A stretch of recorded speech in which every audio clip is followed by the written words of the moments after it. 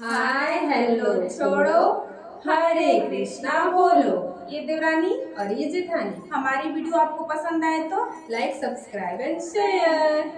तो आप लोगों ने चना दाल का तड़का और सोयाबीन का सब्जी दोनों को अलग अलग तो बहुत बनाया होगा और खाया भी होगा, लेकिन विश्वास करिए इसका कॉम्बिनेशन सब्जी जो है दोनों को मिला के बहुत अच्छा रिजल्ट था। इसके लिए हम आपके साथ शेयर कर रहे हैं। तो चलिए देख लेते हैं बनाते कैसे हैं। सिंपल सा जैसे हम दाल बनाते हैं, हल्दी, नमक, लवंग के 5-6 दाने और यहाँ पे तेजपत्ता, इन सबको डाल के सीटी लगने के लिए रख देंगे। उसके बाद गर्म पानी में नमक डाल के सोयाबीन को हम सोक करके रख देंगे, ताकि है ना सोयाबीन हमारा सादा ना लगे। नमक डाल देंगे ना तो अंदर थोड़ा सा नमक आ जाएगा।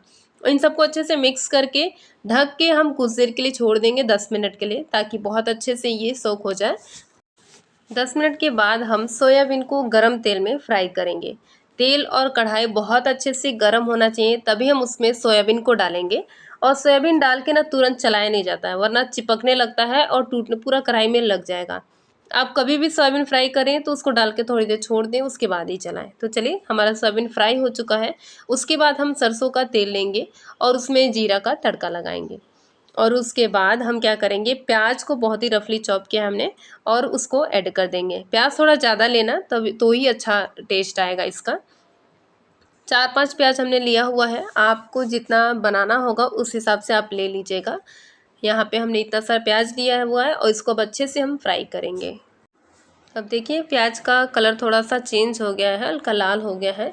बहुत जला नहीं देना है, बहुत लाल नहीं करना है, बस थोड़ा सा कलर अब चेंज हो गया है। देखिए अब हम इसमें क्या करेंगे, टमाटर ऐड कर देंगे। हमने टमाटर बहुत ही बड़ा बड़ा ही पीस किया, क्योंकि ज़्यादा टाइम नहीं लगता है गलने में। और टमाटर और इसमें थोड़ा सा धनिया काट के हम डालें, धनिया का जो डंठल होता है ना वो डाले हैं, क्योंकि उससे ना स्वाद बहुत अच्छा आता है सब्जी का। और टमाटर डाले हैं तो नमक डालना ज़रूरी है तुरंत ही, ताकि टमाटर अच्छी तरीके से गल जाएगा। तो चलिए हम अपना मसाला तैयार कर लेते हैं। बेसिक मसाला धनिया, जीरा, मिर्चा और हल्दी है और कसूरी मेथी, और पानी में हम इसको भिगो देंगे, ताकि जब हम मसाला इसमें डालें ना तो जले ना। तो देखिए टमाटर को हमने ढक दिया था नमक डाल के, गल गया है, बहुत ज़्यादा इसको टाइम नहीं लगता है गलने में। और ये देखिए अब अच्छे से हम इसको मिक्स करेंगे। और उसके बाद जो हमने मसाला घोल के रखा हुआ था वो डाल देंगे। हमने पानी डाला हुआ है ना, तो हमारा मसाला जलेगा नहीं और अच्छे से हम उसको भून पाएंगे। ये देखिए अब हम सबको अच्छी तरीके से मिक्स करेंगे और ढक के थोड़ी देर छोड़ देंगे, ताकि मसाला है ना अच्छे से कुक हो जाए। ये देखिए 2 मिनट के बाद हम देख रहे हैं तो अच्छी तरीके से मसाला जो है ना थोड़ा थोड़ा तेल चारों तरफ से छोड़ दिया है। अब हम इसको खुला थोड़ी देर पकाएंगे। थोड़ी देर मसाला भुनने के बाद हम यहाँ पे फ्रेश मलाई डाल देंगे। दूध की जो मलाई होती है ना वही हम डाल रहे हैं, घर का ही है। और इसको अच्छी तरीके से हम मिक्स करेंगे। मलाई को थोड़ी देर भूनेंगे, मसाले के साथ अच्छे से मिक्स हो जाए। उसके बाद हम इसको ढक देंगे।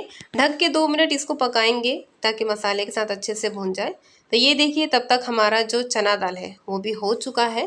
5-6-7 सीटी आप लगा सकते हैं। ये देखिए हम इसको दबा रहे हैं तो बहुत अच्छी तरीके से ये पूरा बारीक हो जा रहा है। बस इतना ही हमको चाहिए अपना चना दाल, क्योंकि हमें और इसको थोड़ा है ना हम इसको ये देखिए मैश कर देंगे, ताकि हमारी जो सब्जी है ना ग्रेवी जो इसका गाढ़ा बने, पानी और दाल अलग अलग ना हो। इसके लिए थोड़ा सा मैश कर देंगे, पूरा नहीं मैश करेंगे।